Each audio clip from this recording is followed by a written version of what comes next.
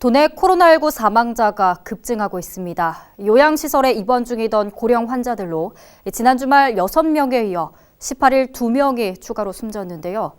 연명치료 포기에 따른 사망자는 앞으로 더 늘어날 전망입니다. 정곽순 기자입니다. 지난 주말 청주 참사랑 요양원 입소자 4명과 제천과 증평에서 각각 1명 등 모두 6명이 숨졌습니다. 18일에는 제천과 괴선에서도 각각 1명씩 추가 사망자가 발생했습니다.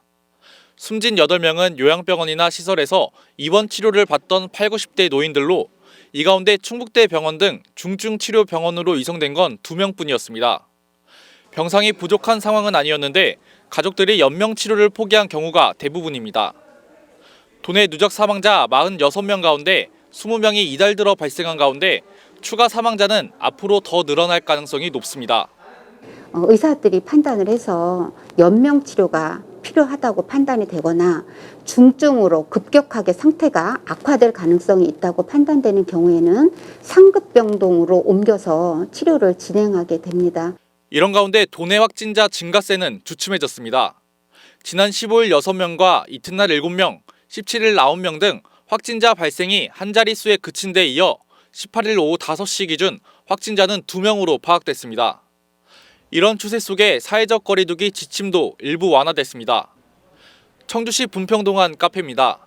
지난해 11월 24일부터 시행된 카페 홀 영업 제한 조치 이후 2달여 만에 실내 매장 영업이 다시 시작됐습니다.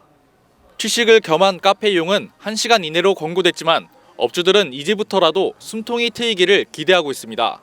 일단 방역의 기준에 대한 부분들은 전부 다 준수를 하시면서 좀 형평성에 맞게끔 업종에 상관없이 준수한다면 좀 이런 코로나 확진자 예방도 될 뿐더러 또 자영업 하시는 분들도 좀 힘이 많이 나실 것 같아요.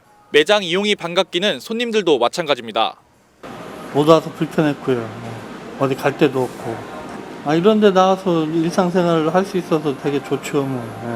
이런 가운데 이시종 지사는 도청에서 열린 온라인 간부회의에서 확진자 감소 추세와 경기 침체 우려로 사회적 거리두기가 다소 완화되는 등 긴장감이 느슨해질 수 있다며 2단계 연장 시행에 따른 방역수칙 준수 등 코로나19 확산 방지를 위한 적극적인 점검을 요청했습니다. HCN 뉴스 정학순입니다.